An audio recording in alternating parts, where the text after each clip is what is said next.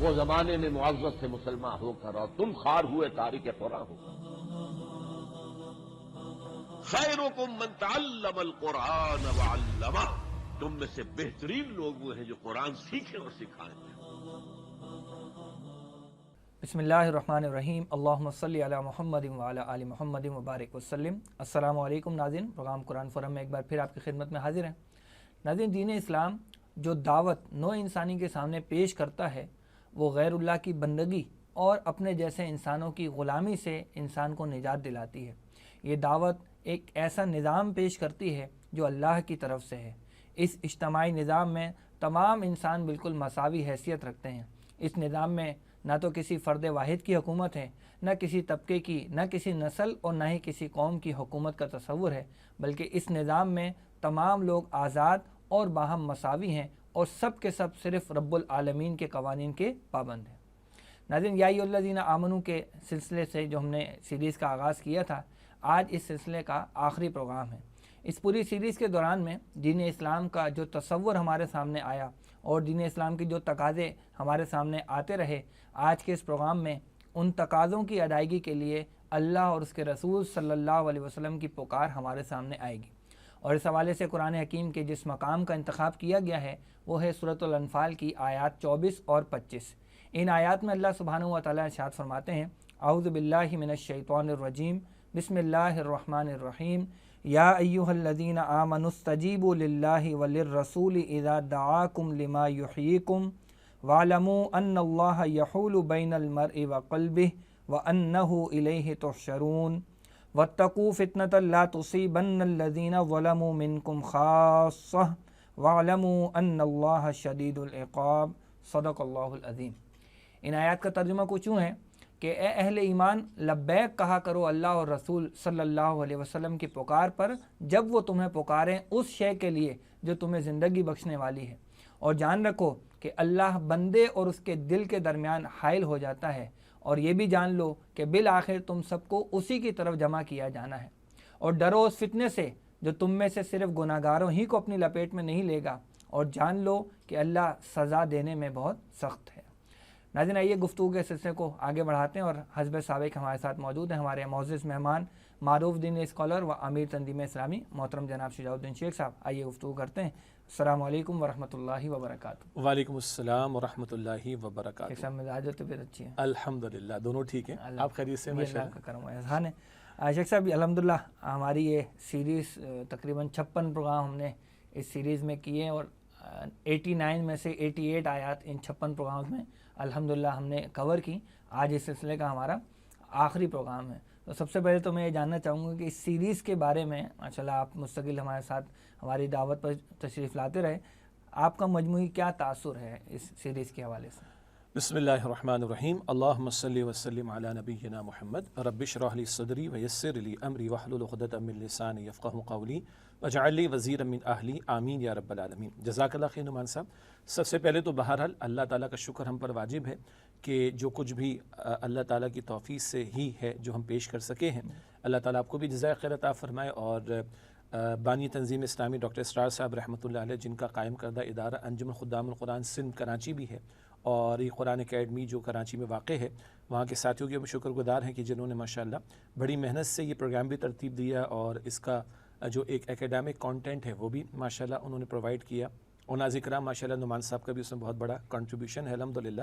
اللہ تعالیٰ جزائے خیر عطا فرمائے۔ اور جہاں جہاں اس سے استفادہ ہوا اور جن لوگوں نے اس استفادہ کرنے کے حوالے سے اپنے ریسورسز پرووائڈ کی، ہم دعا کرتے ہیں کہ اللہ تعالیٰ سب کو اجر عظیم عطا فرمائے۔ ہمارے ایڈیٹنگ کی ٹیم بھی ماشاءاللہ جی بالکل، یعنی کہ وہ اسکرین پہ تو ناظرین کرام ظاہری بات ہے وہ اینکر اور ایک گیسٹ ہی نظر آتے ہیں، کہ پیچھے جتنا ایک ایکیڈیمک ورک ہوتا ہے، ایک ٹیکنیکل سپورٹ ہوتی ہے، چاہے وہ ریکارڈنگ کی ہو، کیمرہ چلانے کی ہو یا لائٹنگ کی ہو۔ میرے الفاظ کو معاف کیجیے گا اگر ٹیکنیکل الفاظ میں سے استعمال نہ کر رہا ہوں۔ اسی طرح جو لوگ ایڈیٹنگ کے شعبے سے وابستہ ہوتے ہیں، پھر بالآخر سارا پروڈکشن فائنل ہوتا ہے، پھر وہ ریلے کیا جاتا ہے، تو جتنے لوگوں کی بھی محنت ہے اللہ تعالیٰ ہم دعا کرتے ہیں کہ اللہ تعالیٰ انہیں اجر عظیم عطا فرمائے۔ اور دوسری بات ہے کہ اللہ تعالیٰ کا شکر، جیسا کہ میں نے پہلے کہا، وہ واجب ہے ہم پر، اور اللہ تعالیٰ خود فرماتے ہیں کہ لئن شکرتم لازیدنکم، اگر شکر ادا کرو گے تو میں مزید نعمت تمہیں عطا کروں گا۔ اسی طرح اہل جنت کا ایک شکر کا ترانہ قرآن پاک میں نقل ہوا سورہ اعراف کی آیت نمبر 43 میں کہ جب جنت والے اللہ تعالیٰ کے فضل سے جنت پہنچیں گے تو وہ زبان سے کہہ رہے ہوں گے کہ الحمدللہ الذی ہدانا لہذا، تمام شکر تعریف اللہ کے لیے جس نے یہاں تک کی ہدایت عطا فرمائی ہمیں، وما کننا لنہتدی لولا ان ہدانا اللہ، اور ہم ہرگز ہدایت پانے والے نہ ہوتے اگر اللہ تعالیٰ ہی نے ہمیں ہدایت نہ دی ہوتی۔ تو اگر آج یہ نعمت ہمیں ملی تو یہ اللہ کے فضل سے ہمیں میسر آئی۔ اسی طرح نبی اکرم صلی اللہ علیہ وسلم نے کچھ دعائیں ہمیں سکھائی ہیں، جب کوئی کام پائے تکمیل کو پہنچے تو ایک دعا یہ بھی ہے الحمدللہ الذی بعزتہ وجلالہ تتم الصالحات، کہ تمام شکر تعریف اللہ کے لیے اس کی جلال اور عزت کے ساتھ کہ جس کی توفیق سے نیکیاں پائے تکمیل کو پہنچتی ہیں۔ تو پہلی بات تو شکر کے جذبات، شکر اللہ تعالیٰ کا بھی ادا کرنا لازم ہے، اور جیسے کہ ہم نے بندوں کا بھی شکر ادا کیا، وہ حدیث مبارک میں آتا ہے کہ جو بندوں کا شکر ادا نہیں کرتا وہ اللہ تعالیٰ کا شکر گزار بھی نہیں ہوتا۔ دوسری بات جیسے آپ نے فرمایا اور ہمارے ناظرین بھی جانتے ہیں کہ پوری سیریز کا ٹائٹل ہی ہم نے رکھا یا ایھا الذین آمنوا، اور آپ نے خود فرمایا کہ کل 89 آیات ہیں قرآن پاک میں، جن میں سے الحمدللہ 88 کا مطالعہ مکمل کر چکے، 56 پروگرامز، اور آپ نے فرمایا کہ آج 57واں پروگرام ہے، اور جو آج آخری آیت اس سیریز کی ہے اس پر ہم کلام بھی کریں گے۔ تو یہ ایک پورا جو سلسلہ رہا، اس سے ایک پہلو یہ بھی واضح ہوتا ہے کہ اللہ تعالیٰ یا ایھا الناس کہہ کر بھی خطاب فرماتا ہے، جو کم و بیش 13 مرتبہ انداز قرآن پاک میں آیا، لیکن جو ایمان کی دعوت قبول کر لیں اللہ تعالیٰ ان سے مخاطبت فرماتا ہے تو یا ایھا الذین آمنوا فرماتا ہے، اور جب یا ایھا الذین آمنوا کہہ کے اللہ مخاطبت فرما رہا ہے تو اس میں یقیناً کرنے کے کام ہمارے سامنے آ رہے ہیں، اور کچھ نہ کرنے کے کام ہیں، کچھ ڈوز ہیں اور کچھ ڈونٹس ہیں، اور جس پر آپ نے آج اچھا عنوان منتخب فرمایا کہ اللہ تعالیٰ اور اس کے رسول علیہ السلام کی پکار۔ تو گویا کہ ہم بھی ایک اعتبار سے قرآن حکیم کے وہ مقامات جہاں ہم ایمان والوں سے مخاطبت اللہ تعالیٰ فرما رہا ہے اور کرنے کے کام بھی بتا رہا ہے اور نہ کرنے کے کام بھی بتا رہا ہے، تو اس تعلق سے اللہ تعالیٰ کی پکار پر ہمیں لبیک کہنا چاہیے۔ اور ایک اور اہم بات، اللہ تعالیٰ آپ کو جزائے خیر عطا فرمائے، کہ جو ترتیب آپ نے ان آیات کی سلیکشن کی رکھی، ناظرین کرام بہت توجہ فرمائیے گا، وہ ترتیب بھی بڑی خوبصورت رہی۔ یعنی پہلے ہم نے اللہ کی توفیق سے ایمانیات کے موضوع سے متعلق جو آیات تھی ان کا مطالعہ کیا، اس کے بعد ارکان اسلام میں جو عبادات ہیں، نماز، زکوٰۃ، روزہ، حج، تو ان سے متعلق جو مقامات ہیں ان کا ہم نے مطالعہ کیا۔ اس سے آگے بڑھیں تو فرد کی زندگی، اور فرد سے بھی اللہ تعالیٰ کے بہت سارے تقاضے، اخلاقی ہدایات، سچ بولا جائے، جھوٹ نہ بولا جائے، وعدے کو پورا کیا جائے، وعدہ خلافی نہ کی جائے، امانت کی پاسداری کی جائے، خیانت نہ کی جائے، اینڈ سو آن، اس پر ہم نے کلام کیا۔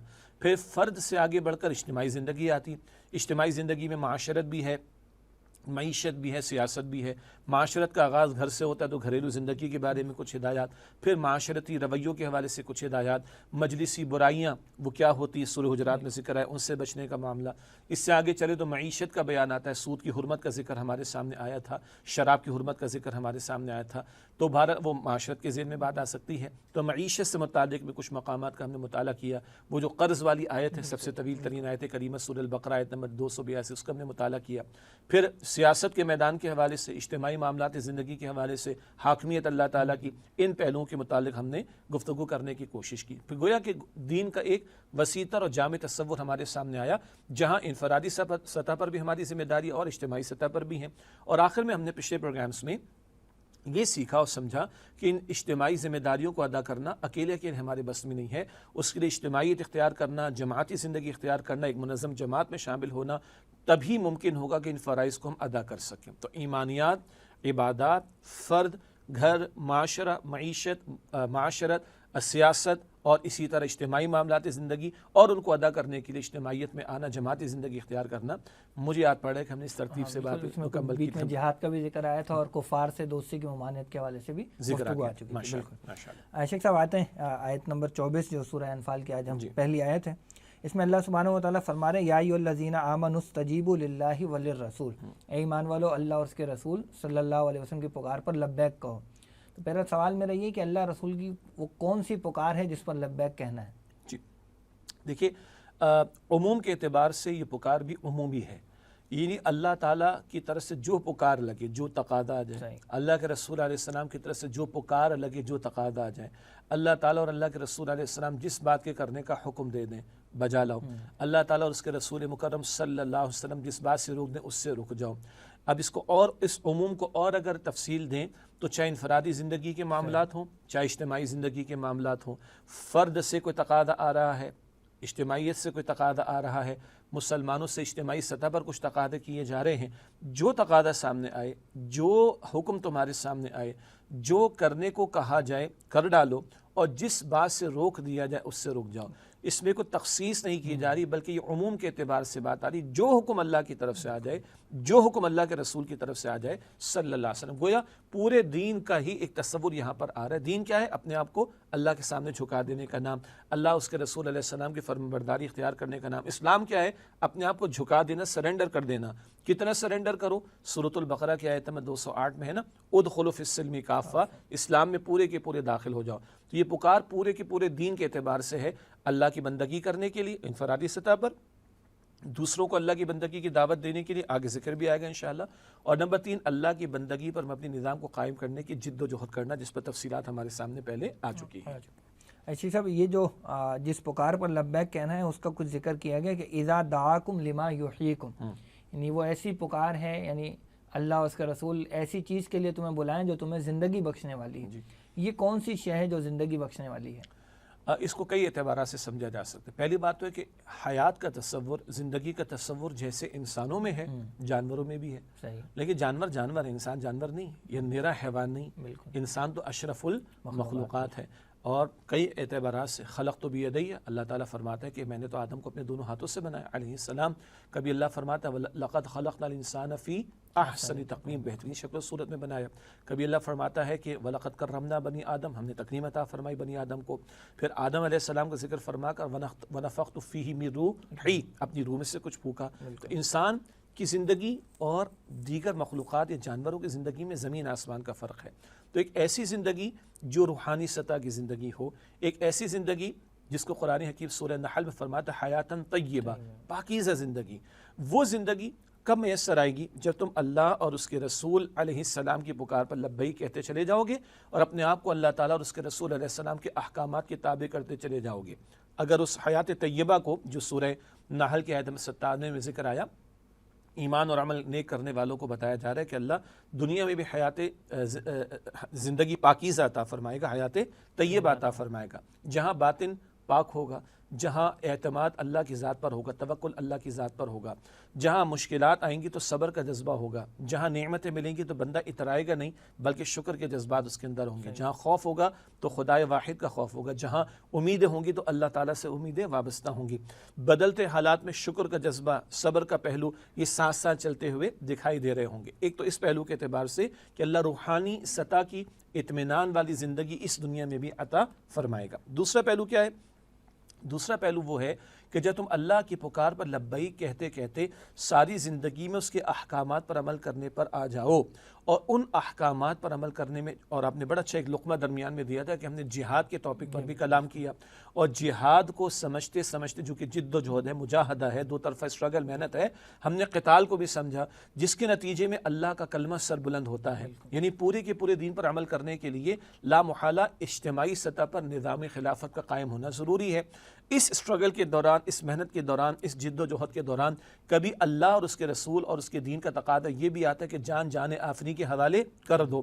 جو بندہ اس کے لیے تیار ہو جاتا ہے اللہ اس کو بھی حیات جاودہ کی خوشخبری سناتا ہے۔ سورہ البقرہ کی آیت نمبر 154 میں ذکر آیا کہ وَلَا تَقُولُوا لِمَن يُقْتَلُ فِي سَبِيلِ اللَّهِ أَمْوَاتٌ، جو لوگ اللہ تعالیٰ کی راہ میں قتل یعنی شہید کر دی جائیں، مردہ مت کہو، بل احیا، بلکہ وہ زندہ ہیں، وَلَٰكِن لَا تَشْعُرُونَ، مگر تم ان کی زندگی کی اس کیفیت کو سمجھ نہیں سکتے۔ تو ایک دنیا میں روحانی سطح پر اعلیٰ ترین سطح پر زندگی بسر کرنے کا موقع میسر آنا، یعنی نرے حیوان بن کر نہیں بلکہ بندہ مومن بن کر زندگی بسر کرتا ہے، تو حیات طیبہ۔ اور اس کی انتہا کیا ہے؟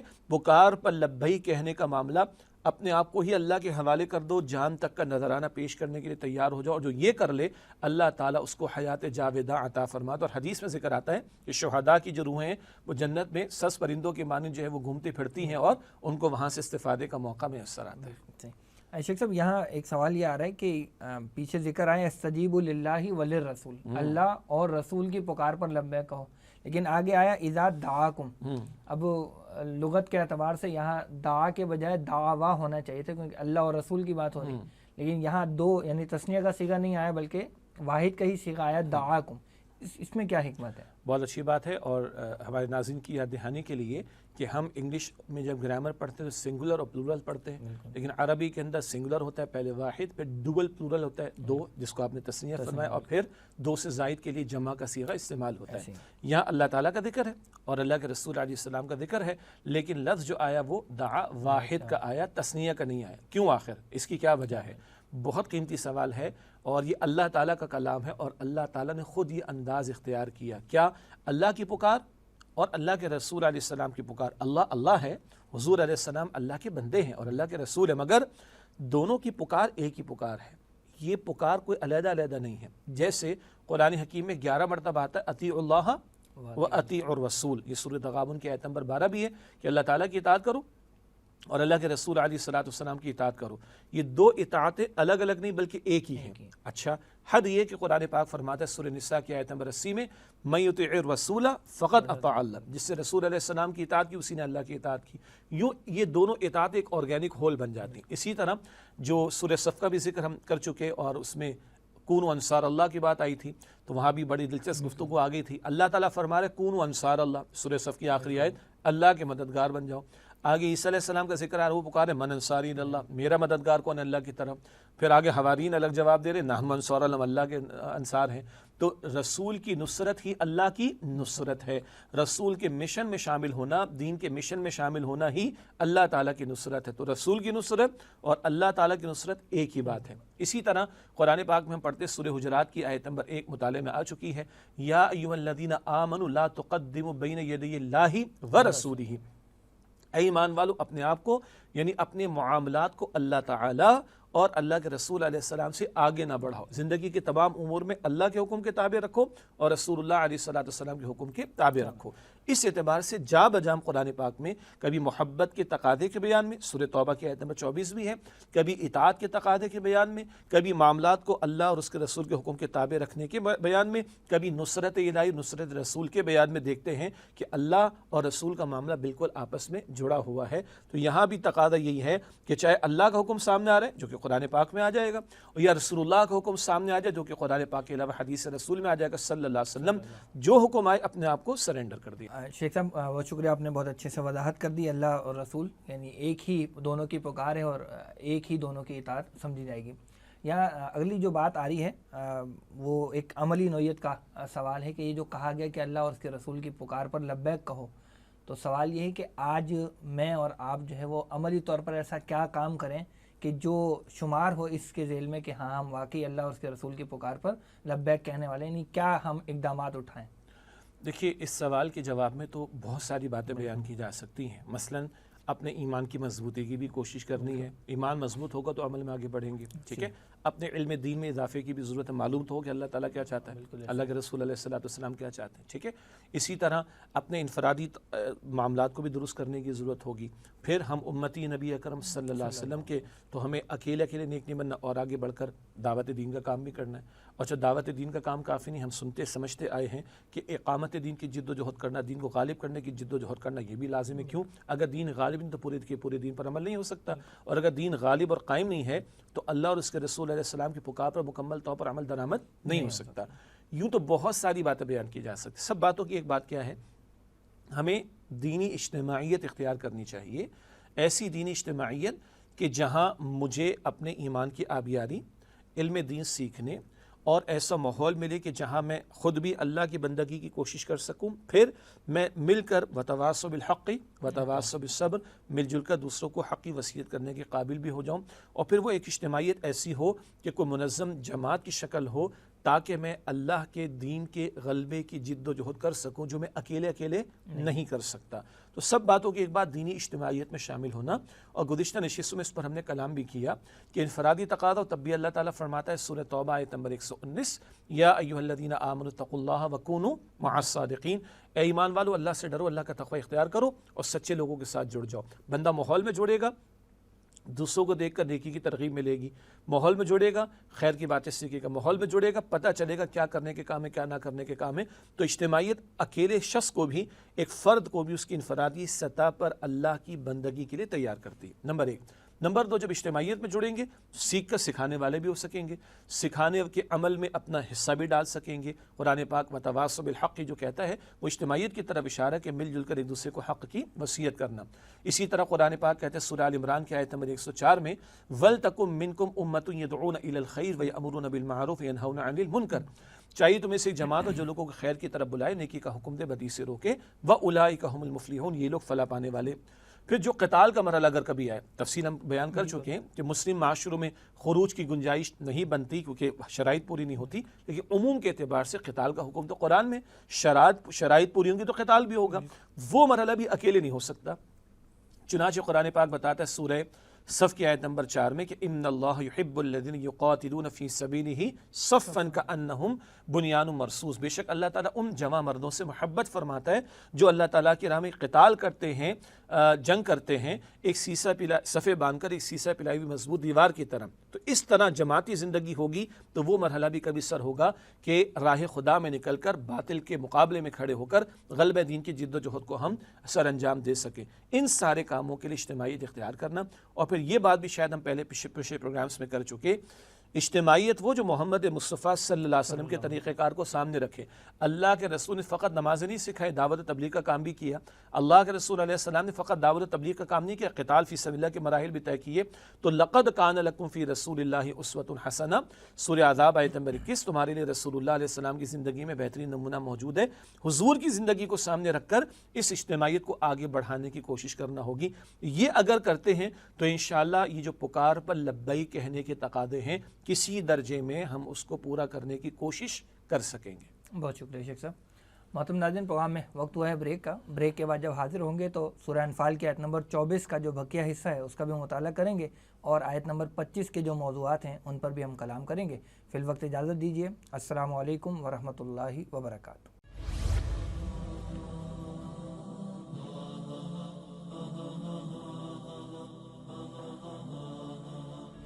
وہ زمانے میں معزز سے مسلمان ہو کر اور تم خار ہوئے تاریک قرآن ہو کر۔ خیرکم من تعلم القرآن وعلمہ، تم میں سے بہترین لوگ وہ ہیں جو قرآن سیکھیں اور سکھائیں۔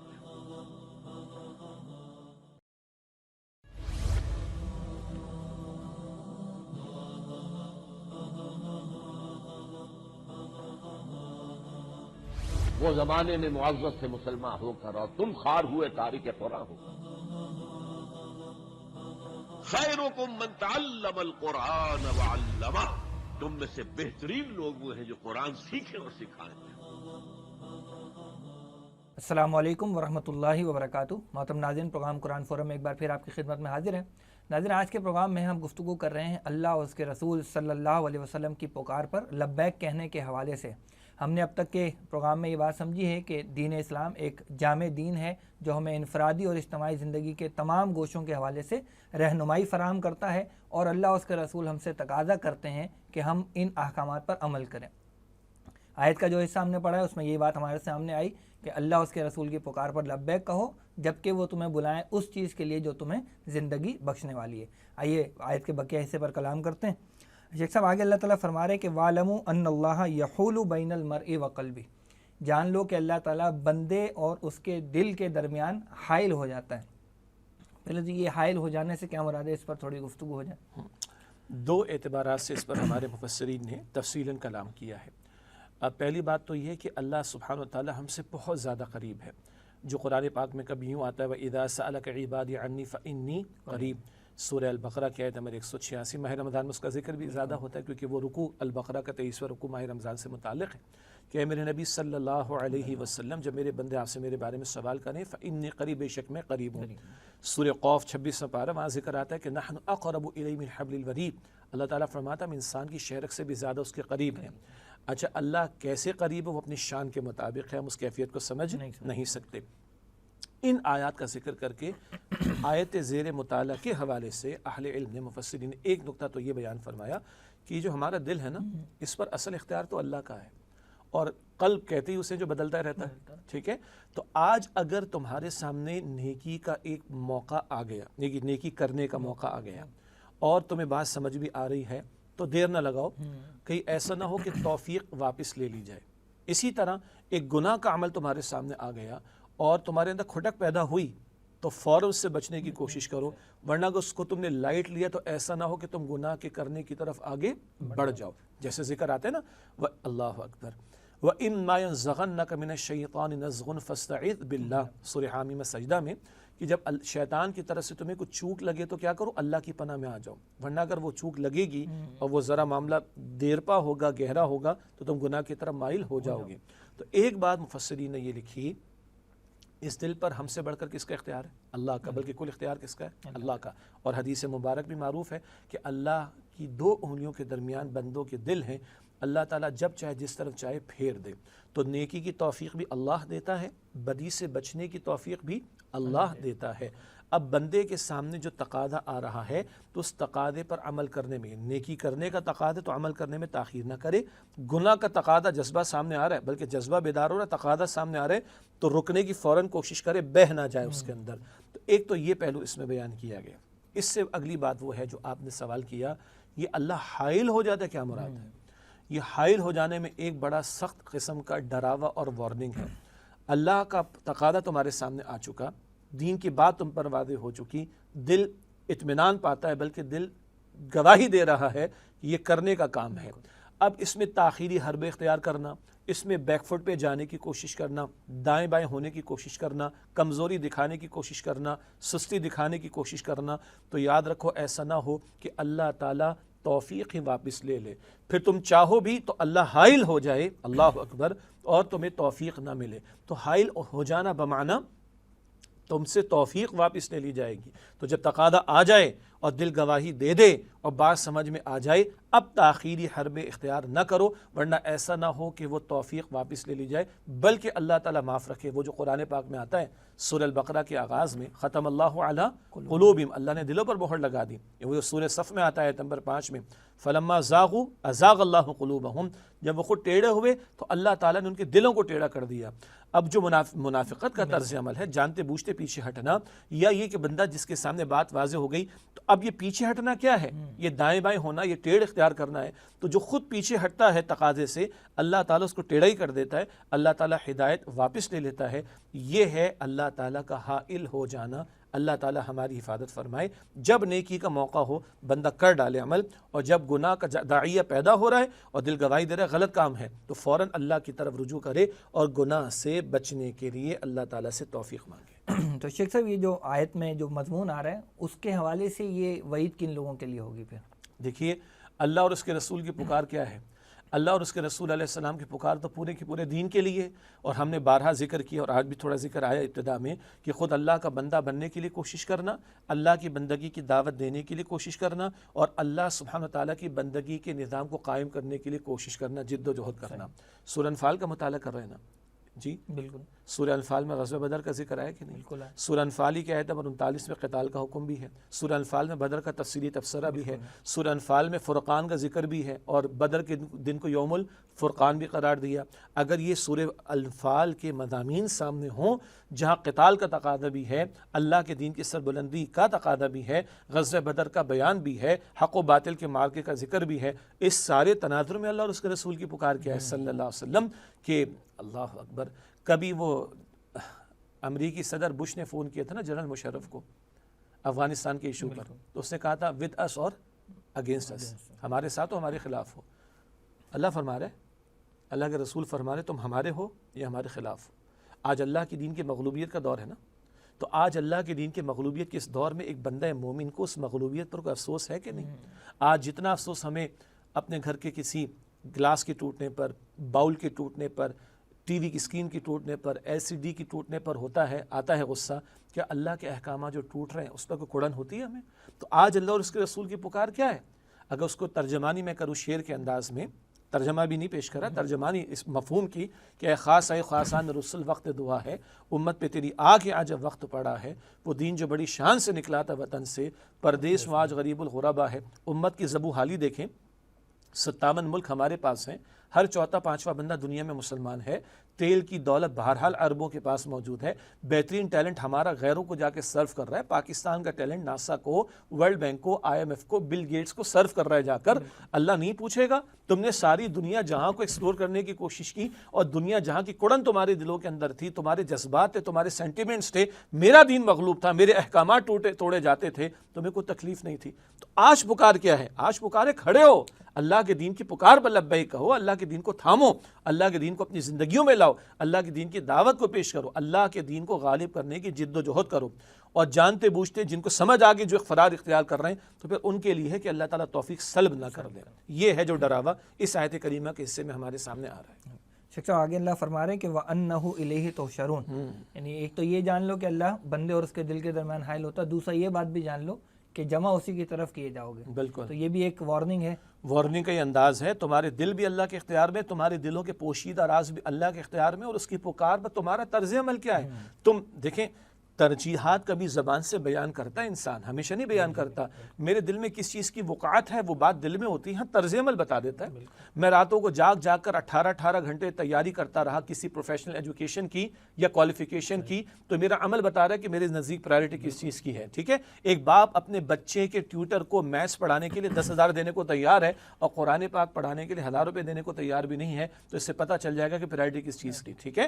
اللہ جانتا ہے تمہاری ترجیحات کیا ہے، اللہ جانتا ہے تمہاری پرائرٹیز کیا ہے، اللہ جانتا ہے تمہارے جذبات کیا ہیں، اللہ جانتا ہے تمہارے احساسات کیا ہیں، اور اللہ کا جاننا انفارمیشن کے لیے نہیں ہے، اللہ کا یہ جاننے کا بتایا جانا کل کے حساب کتاب کے لیے ہے۔ تو آج تم پکار پر لبیک کہتے ہو یا نہیں، اللہ کے سامنے تم نے پیش ہونا ہے۔ پکار پر لبیک کہو، اجر ہی اجر ہے، تب بھی جمع تو ہونا نا، اجر ہی اجر ہے، کامیابی کامیابی، رضا ہی رضا ہے، نعمت ہی نعمت ہے۔ اور اگر پکار سے فرار اختیار کرتے ہو اور دنیا کو ترجیح دے تو دین کے مقابلے میں، تو جان رکھو تمہارے سرز عمل پر تمہیں آخرت میں اللہ کی سزا بھگتنا پڑے گی۔ اللہ ڈرا رہا ہے کہ اس کے سامنے تمہیں جمع ہونا ہے۔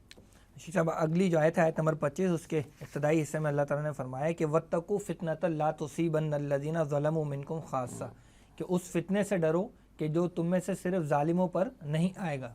سوال یہ کہ یہاں کس فتنے کا ذکر ہو رہا ہے اور کیا کہا گیا کہ وہ صرف ظالموں پر نہیں آئے گا، تو کون سا فتنہ ہے یہ؟ دیکھیے ہاں، فتنے کا ترجمہ آزمائش کا بھی ہوتا ہے، اور فتنے کا ترجمہ اس مقام کے اعتبار سے دیکھیں تو عذاب کا بھی ہوتا ہے، ٹھیک ہے۔ اچھا، عذاب اللہ تعالیٰ کی طرف سے پچھلی اقوام پر بھی آتے رہے، اور عذاب عمومی طور پر جب آیا کرتے تو ہر ایک اس میں جاتا ہے۔ ہاں، ایکسیپشن قرآن پاک بتاتا ہے کون بچایا جاتا ہے۔ اگر ہم قرآن پاک میں سورۃ الاعراف میں 21 رکوع میں اصحاب السبت کا واقعہ پڑھیں، ہفتے والوں کا، کون سے بچایا گئے؟ تو ینہون عن السوء، جو بدی سے روکنے والے تھے، اصلاح کے لیے جو اٹھے تھے، بدی سے روکنے کے لیے کوشش کر رہے تھے، خود بھی گناہ سے بچتے تھے، دوسروں کو بھی بچانے کی کوشش کرتے تھے۔ قرآن پاک بتا رہے کہ وہ عذاب سے بچائے گئے۔ رہے وہ لوگ جو شاید خود تو گناہ سے بچ رہے تھے لیکن دوسروں کو گناہ سے روکتے نہیں تھے، نہیں عن المنکر کا فریضہ ادا نہیں کرتے تھے، وہ بھی عذاب میں مبتلا کیے گئے۔ یہاں جو بات بتائی جا رہی ہے وہ کیا ہے؟ دینی تقاضے سامنے آ رہے ہیں، جس کو اگر تھوڑا سا اگر پوائنٹ وائز کریں تو اللہ کی بندگی کرنا یہ بھی ہم پر فرض ہے، اللہ کی بندگی کی دعوت دینا یہ بھی فرض ہے، اللہ کی بندگی کو قائم کرنے کی جد و جہد کرنا یہ بھی فرض ہے، اسی کے ذیل میں امر بالمعروف کرنا اپنی استطاعت کے مطابق فرض ہے، اور نہیں عن المنکر کرنا، بدی سے روکنا اپنی استطاعت کے مطابق یہ بھی ہم پر فرض ہے۔ اگر افراد جاویدار ہو ایمان کے اور ان فرائض کو انجام نہیں دیتے تو ان کا اکیلے نیک ہونا یہ کافی نہیں ہوگا۔ عین ممکن ہے کہ دنیا میں جو عذاب عام آئے اس کی لپیٹ میں یہ بھی آ جائے۔ مشہور روایت ہے نا بیہقی شریف میں، اللہ تعالیٰ نے فرشتے کو حکم دیا جاؤ فلاں بستی کو ہلاک کر دو۔ اللہ کے فرشتے نے عرض کیا اللہ تیرا ایک بندہ ہے جس سے پلک جھپکنے کی مقدار برابر تیری نافرمانی نہیں کی، اس قدر عبادت گزار۔ اللہ فرماتے پہلے بستی کو اس پر دے مارو، اس کو عذاب دو، کیوں؟ ہماری نافرمانی ہوتی رہی اور اس کے چہرے کا رنگ بھی تبدیل نہیں ہوتا تھا۔ تو اکیلے کی نیکی کافی نہیں تھی، معاشرے میں اللہ کی نافرمانی ہوتی رہی، اس کے نہ چہرے کا رنگ تبدیل ہوا اور اس سے آگے بڑھ کر روکنا تو دور کی بات ہے، تو یہ بھی عذاب کی لپیٹ میں آیا۔ تو وہ عذاب عام کہ جب معاشرے سے اصلاح کا عمل ختم ہو جائے، اور اصلاح کا عمل کیا ہے؟ امر بالمعروف کا معاملہ، نہیں عن المنکر کا معاملہ، یہ عمل جب سوسائٹی سے ختم ہوتا ہے تو سوسائٹی اخلاقی تباہ کاری کا شکار ہوتی ہے۔ پھر اگر اللہ کی طرف سے عذاب آتا ہے، قوم لوط پر عذاب آیا کہ نہیں آیا؟ یعنی ہم جس پرستی کی گندگی، اخلاقی گراوٹ تھی، اسی طرح معیشت کے معاملات کے اعتبار سے شعیب علیہ السلام کی قوم پر عذاب آیا کہ نہیں آیا؟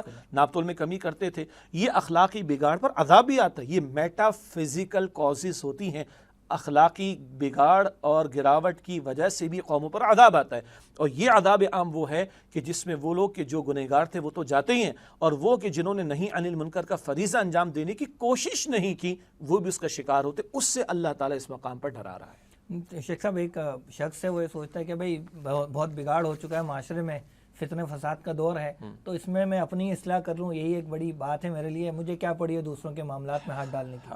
اصل میں اگر تو عقل سے دین طے ہوتا تب تو یہ جملہ بہت اچھا تھا، لیکن کیا کہیں کہ ہماری مجبوری ہے کہ دین عقل سے طے نہیں ہوتا، دین اللہ کی وحی سے یعنی نقل سے طے ہوتا ہے۔ عقل استعمال ہوتی ہے اپنی اوقات کے اندر رہ کر، اپنے دائرہ کار کے اندر، تو اللہ کا دین بتا رہا ہے۔ اللہ کے پیغمبر کی معروف حدیث ہے بخاری شریف میں صلی اللہ علیہ وسلم، مشہور حدیث ہے، وہ جناب ایک کشتی سی تھی یا جہاز کہہ لیجیے آپ سمندری، اس میں نیچے بھی لوگ ہیں اوپر بھی لوگ ہیں، اوپر نیچے والے جو بار بار اوپر جاتے ہیں پانی لینے کے لیے، ان کو ضرورت پڑتی ہے، اب ان میں سے کوئی سوچتا ہے کیا بیچاروں کو تکلیف دیں، ہے نا، بیچارے بڑے پریشان ہوتے ہوں گے، بار بار ہم پانی لیں گے، اوپر جاتے ہیں فرسٹ فلور کے اوپر، اس نے کہیں پہ پیننے میں سوراخ کر کے سمندر سے پانی نکال لو۔ اب اگر اوپر والی حرکت کرتے ہوئے دیکھ لو کہ ہاں کرنے تو کیا کہیں گے، جاتا ہے تو جائے، اگر اوپر والے اس کو نہیں روکیں گے تو یہ تو جائے گا، ان کو بھی لے کے جائے گا۔ یہی معاملہ ادھر بھی ہے، ہاں بھائی بگاڑ آتا ہے تو آتا رہے، لوگ جاتے ہیں تو جائیں، اپنی قبر میں خود جواب دیں گے، اور نہ بھائی نہ اس بگاڑ کی وجہ سے جب عذاب عام آئے گا تو صرف وہ نہیں جائیں گے، تم بھی ساتھ جاؤ گے۔ اللہ کے پیغمبر سمجھا رہے صلی اللہ علیہ وسلم۔ اور پھر عقل کی بات چھوڑ دیجئے، 10 مرتبہ قرآن پاک کہتا ہے نیکی کا حکم بھی دینا، بدی سے بھی روکنا ہے، اور اللہ کے پیغمبر سبحان اللہ، اللہ کے پیغمبر فرماتے صلی اللہ علیہ وسلم لازماً تم نیکی کا حکم دو گے، لازماً تم بدی سے روکو گے، اگر تم نے فریضہ انجام نہ دیا تم پر اللہ کا عذاب آئے گا، پھر تم دعائیں کرو گے تمہاری دعائیں قبول نہیں ہوں گی۔ یہ جامع ترمذی شریف کی روایت ہے۔ تو عقل نیچے رہے گی، وہی اور نقل کی تعلیم اوپر رہے گی۔ جو عقلی اعتبار سے بھی اگر دیکھیں تو اگر معاشرے میں برائی پھیل رہی ہے تو میں کب تک اس سے بچ سکوں گا؟ بالکل بجا آپ نے فرمایا، اس کی سادہ سی مثال ہمارے مفسرین بیان فرماتے، بہت سادہ سی ہے، اور ہمارے معاشرے کی اب یہ اللہ تعالیٰ معاف رکھے کہ گلی محلوں کی حالت ہو چکی ہے۔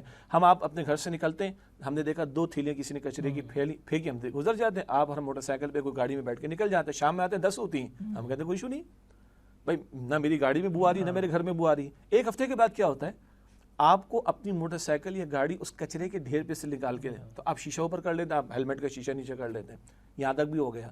اگر آپ نے نوٹس نہیں لیں گے تو اب بدبو میرے گھر کی کھڑکی دروازے سے آئے گی، اور اگر مزید نوٹس نہیں لیں گے تو کچرا بڑھتے بڑھتے گلی بھر جائے گی، تو کہاں آئے گا، آپ کی میری بلڈنگ اپارٹمنٹ گھر کے دروازے تک آئے گا۔ تو ایگزیکٹلی یہی مثال ہے کہ اگر ہم بدی کو روکنے کی کوشش نہیں کریں گے تو ہمارا خام خیالی کا معاملہ ہوگا کہ شاید ہم بچے ہوئے، وہ اثر ہمارے گھر تک پہنچے گا۔ اس لیے نب دا ایول ان دا بڈ والی بات بھی ہے کہ برائی کو جڑ سے اکھاڑا جائے اور اجتماعی طور پر اس کو روکنے کی، بدی کو روکنے کی کوشش کرنی چاہیے، ورنہ خود ہم اس کے اندر مبتلا ہو جائیں گے۔ یعنی اپنے گھر کو صاف رکھنے کے لیے بھی ضروری ہے کہ باہر بھی صفائی ہونی چاہیے۔ بالکل شیخ صاحب آگے اللہ تعالیٰ فرما رہے ہیں کہ وَاعْلَمُوا أَنَّ اللَّهَ شَدِيدُ الْعِقَابِ، جان لو کہ اللہ تعالیٰ سخت سزا دینے والا ہے۔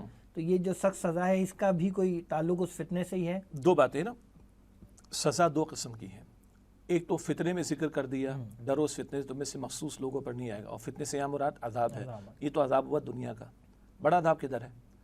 آخرت کا عذاب۔ اللہ تعالیٰ ہم سب کی حفاظت فرمائے، اللہ تعالیٰ ہم سب کی حفاظت فرمائے۔ اجتماعی فیصلے یعنی قوموں کے اجتماعی فیصلے ان کے اجتماعی طرز عمل پر دنیا میں ہوتے ہیں، اور افراد کے انفرادی فیصلے کہاں ہونے؟ آخرت کے اندر ہونے۔ وہ اپنی جگہ بڑی سزا کا معاملہ ہے، تو دنیا کی سزا بھی بتائی جا رہی ہے اور آخرت کی سزا بھی بتائی جا رہی ہے۔ اللہ تعالی ہمیں توفیق دے کہ ہم خود نیک بنیں، دوسروں کو نیکی کی دعوت دیں، خود بدی سے بچیں، دوسروں کو بچانے کی کوشش کریں، اور اجتماعیت اختیار کر جس پر ہم نے بار بار زور دیا، اجتماعیت اختیار کر کے اپنے ان دینی فرائض کو انجام دینے کی کوشش کریں۔ نتیجہ اللہ کے اختیار میں۔ اگر آج میری موت نعمان صاحب واقع ہو جائے تو میں اللہ کے سامنے اپنی معذرت پیش کر سکوں گا، اور اگر اس محنت کے نتیجے میں اللہ کا دین سر بلند ہو جائے تو وارے نیارے ہو جائیں گے، دنیا کے اندر بھی پوری بندگی کا موقع مل جائے گا، اور آخرت کے اجر تو ہے ہی ہے انشاءاللہ۔ شیخ صاحب یہاں یہ جو فرمایا گیا کہ اللہ شدید سزا دینے والا ہے، تو یہ کیا یہ تضاد نہیں ہو رہا پیدا کہ ایک طرف اللہ کہہ رہا ہے کہ اللہ تم سے بڑی محبت کرتا ہے، اللہ رحمان ہے، رحیم ہے، اور یہاں کہا جا رہا ہے بڑی سزا دینے والا ہے؟ ہاں، یہ آپ نے جملہ عنایت فرمایا نا، یعنی بیان فرمایا کہ بظاہر تضاد تو نہیں، جس کو ہم کہیں گے بظاہر تضاد۔ اگر ایک آیت کو سامنے رکھے تو بڑا سخت انداز ہے، لیکن بہت سارے مقامات کو سامنے رکھیں۔ اللہ تعالیٰ اپنا پہلا تعارف کیا کراتا ہے؟ الحمدللہ رب العالمین، آگے الرحمن الرحیم، وہ دیکھے تو رحمت ہی رحمت نظر آتی ہے۔ یہ دونوں شانیں اللہ تعالیٰ کی جا بجا مختلف پیرایوں میں بیان ہوتی ہیں۔ سورہ حجر میں ہے آیت نمبر 49-50 میں کہ نبی عبادی انی انا الغفور الرحیم، اے میرے نبی صلی اللہ علیہ وسلم میرے بندوں کو خبر دے دیں میں غفور رحیم ہوں۔ لیکن وَأَنَّ عَذَابِي هُوَ الْعَذَابُ الْأَلِيمُ، اور بے شک میرا عذاب بھی بڑا دردناک عذاب ہے۔ یہ ہے جس کو ترجمانی کے طور پر حضور نے بیان فرمایا صلی اللہ علیہ وسلم، الایمان بین الخوف والرجاء، ایمان خوف اور امید کے درمیانی کیفیت کا نام ہے۔ تو کبھی سزا اور عذاب کا ذکر آئے گا تو شدت کا بیان بھی آئے گا تاکہ لوگ ڈریں۔ اچھا اس میں خیر ہے نا، باپ بھی چھوٹا بچہ اگر پلگ میں انگلی ڈالتا ہے باپ چلاتا ہے نا زور سے، کیوں؟ اس کو محبت ہے، اس کا ہاتھ جل جائے گا۔ تو اللہ تعالیٰ جو ڈرا رہا ہے وہ بھی اس کی رحمت کا تقاضا ہے تاکہ ہم ڈر کر وہ حرکتیں نہ کریں جو عذاب کی طرف لے جانے والی۔ اور اللہ تعالیٰ رحمت کا ذکر بھی کرتا ہے، تو رحمت کی امید رکھی جائے اور عذاب کا خوف رکھا جائے۔ یہ ہے توازن کا طرز عمل۔ اور حدیث دوبارہ پیش کر رہا ہوں کہ الایمان بین الخوف والرجاء، ایمان خوف اور امید کے درمیانی کیفیت کا نام ہے۔ اور یہ دونوں کیفیات، یہ دونوں شانیں اللہ تعالیٰ کی جا بجا قرآن پاک میں بیان ہوتی ہیں۔ تو پورے مجموعے کو سامنے رکھیں گے تو یہ پہلو سامنے آئے گا کہ رحمت کی امید رکھی جائے اور عذاب کا خوف رکھا جائے۔ یہ توازن جب بندہ مومن کی زندگی میں ہوگا تو سن لیجئے، اللہ کے پیغمبر علیہ السلام کے ایک نوجوان صحابی تھے، ان کے انتقال کا موقع تھا، تشریف لے کر آپ نے پوچھا کیا تمہاری کیفیت ہے؟ دریافت فرمایا کیا حال ہے تمہارا؟ عرض کرتے ہیں یا رسول اللہ صلی اللہ علیہ وسلم، مجھے خوف آتا ہے کہ اللہ میری پکڑ نہ فرما لے، ڈرتا ہوں کہ اللہ عذاب میں مبتلا نہ کر دے، لیکن میں اللہ کی رحمت کی امید یقین رکھتا ہوں، اللہ تعالیٰ رحمت کا معاملہ فرمائے گا۔ تو اللہ کے رسول نے بڑی پیاری بشارت دی صلی اللہ علیہ وسلم، جس کی دونوں کیفیات بیک وقت ہو۔ یہ بڑی اہم بات ہے، بیک وقت ہوں تو اللہ اس سے بچا لے گا جس کا اسے خوف ہے، اور اللہ وہ عطا فرما دے گا جس کی اسے امید ہے، یعنی عذاب سے بچا لے گا اور رحمت عطا فرما دے گا، لیکن دونوں شانیں سامنے رہیں اور دونوں کیفیات بیک وقت رہیں۔ یہ جامع ترمذی شریف کی روایت۔ تو اگر بندہ کسی ایک شان کو اپنے اوپر حاوی کرے گا تو کیا کوئی نقصان ہو جائے گا اس کا؟ ہاں، بہت بہت قیمتی سوال ہے۔ اگر بندہ رحمت والی شان کو ہی فقط سامنے رکھے تو پھر تو شراب بھی پی لے گا، اللہ معاف کر دے گا، قتل بھی کرے گا اللہ معاف کر دے گا، زنا بھی کرے گا اللہ معاف کر دے گا، پھر اصلاح کہاں سے ہوگی؟ غلط ٹریک پہ چل جائے گا، انتہائی غلط ٹریک پہ چلا جائے گا۔ اچھا خوف ہی خوف رکھ لے تو پھر بھی اصلاح نہیں ہو سکتی۔ اچھا جب جانے جہنم میں تو پھر 4 قتل کر کے کیوں نہ جاؤں، 4 شراب کی بوتلیں، استغفر اللہ۔ یعنی دونوں صورتوں کے اندر ایک انتہا پسندانہ ایسا رویہ سامنے آئے گا جو باوقار رویہ نہیں ہوگا، جو متوازن رویہ نہیں ہوگا۔ اس لیے اللہ کی رحمت کی امید بھی اور اللہ کی پکڑ اور عذاب کا خوف بھی رکھنا چاہیے۔ جزاک اللہ شیخ صاحب، الحمدللہ یہ سیریز ہماری اختتام کو پہنچ رہی ہے، آخری کوئی پیغام آپ ہمارے ناظرین کو دینا چاہیں اس سیریز کے حوالے سے یا عمومی اعتبار سے؟ بس جی، اللہ کا شکر تو ہم نے ابتدا میں ادا کیا، دوبارہ الحمدللہ رب العالمین کہتے ہوئے عرض کرتے ہیں کہ سب سے پہلے ہمارے حق میں دعا کریں۔ اتنی ساری باتیں ہم نے کر لی ناظرین کرام، اللہ تعالیٰ مجھے سب سے پہلے اور نعمان صاحب کو ہمیں توفیق عطا فرمائے کہ ہم واقعتاً یا ایھا الذین آمنوا کی مخاطبت کو سمجھیں اور اس کے تقاضوں پر عمل کرنے والے بنیں۔ یہ کوئی لفاظی نہیں ہے، پہلے ہم خود مخاطب ہیں، باقی لوگ بعد میں۔ اللہ تعالیٰ ہمیں توفیق دے کہ ہم عمل کرنے والے ہوں۔ پھر ہم سب دعا کریں اللہ تعالیٰ جو ہم سیکھ سکے، جو سمجھ سکے، اس پر اللہ تعالیٰ ہم سب کو عمل کی توفیق عطا فرمائے۔ اچھا، یہ ہم نے قرآن پاک کی 89 آیات کا مطالعہ کیا، 89۔ قرآن حکیم میں 6000 سے زیادہ آیات ہیں، تو کوئی شکل ایسی اگر اختیار کر لیں، کوئی ایسی ترتیب بنا لیں کہ ہم الحمد سے شروع کر کے والناس تک کی ترتیب بنائیں اپنی، اور اس کے لیے بہت ساری سہولیات اس دور میں موجود ہیں۔ آپ کا جن اہل علم سے اتفاق ہے، ہم تو بڑی اوپن بات کرتے ہیں، وسعت قلبی کے ساتھ بات کرتے ہیں، ان کا ترجمہ تفسیر کا مطالعہ شروع کر لیں۔ پڑھنے کا معاملہ ذرا مشکل ہو گیا ہے ہمارے ہاں، تو آج کل آڈیو ویڈیو کا دور ہے، اچھے علماء جن کے مستند بیانات ہیں ان سے استفادہ کر لیں۔ اور میں ریکمینڈ کرتا ہوں ہمارے استاد بانی تنظیم اسلامی ڈاکٹر اسرار صاحب رحمۃ اللہ علیہ، ان کا جو معروف بیان القرآن ہے 108 گھنٹوں پر مشتمل ہے، دنیا سنتی ہے اور پاکستان سے زیادہ پاکستان سے باہر لوگ سنتے ہیں۔ تو 108 گھنٹے کی کوئی ترتیب، گھنٹہ روزانہ لگا لے تو 4 مہینے لگیں گے، آدھا گھنٹہ لگا لیں 8 مہینے لگیں گے، 20 منٹ لگا لیں سال لگے گا۔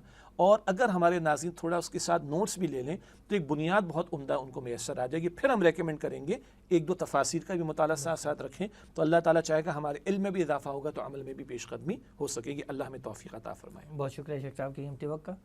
محترم ناظرین، حقیقت یہ ہے کہ دین اسلام ایک مکمل ضابطۂ حیات ہے، یہ ایک ایسا عملی نظام ہے جس کے سائے میں انسانیت زندگی بھی حاصل کرتی ہے اور پھر ترقی بھی کرتی جاتی ہے۔ لیکن افسوس کہ یہ دین آج دنیا میں کسی ایک ملک میں بھی اپنی مکمل شکل میں نافذ نہیں ہے۔ آج اللہ اور اس کے رسول صلی اللہ علیہ وسلم کی پکار اور اس کے دین کا تقاضا یہ ہے کہ دنیا میں اللہ تعالیٰ کی حاکمیت کے اس نظام کو قائم کرنے کی جد و جہد کی جائے۔ اللہ تعالیٰ ہم سب کو اس پکار پر لبیک کہتے ہوئے پورے خلوص و اخلاص کے ساتھ اپنا مال و جان اس دین کے نفاذ کے لیے لگانے کی توفیق عطا فرمائے، آمین یا رب العالمین۔ آج کے پروگرام کے لیے بس اتنا ہی، انشاءاللہ آئندہ ایک نئی سیریز کے ساتھ، نئے موضوع کے ساتھ آپ کی خدمت میں حاضر ہوں گے۔ تب تک کے لیے اجازت دیجیے، السلام علیکم ورحمۃ اللہ وبرکاتہ۔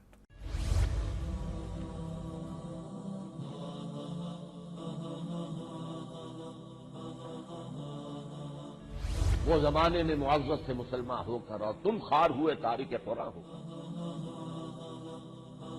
خیرکم من تعلم القرآن وعلمہ، تم میں سے بہترین لوگ وہ ہیں جو قرآن سیکھیں اور سکھائیں.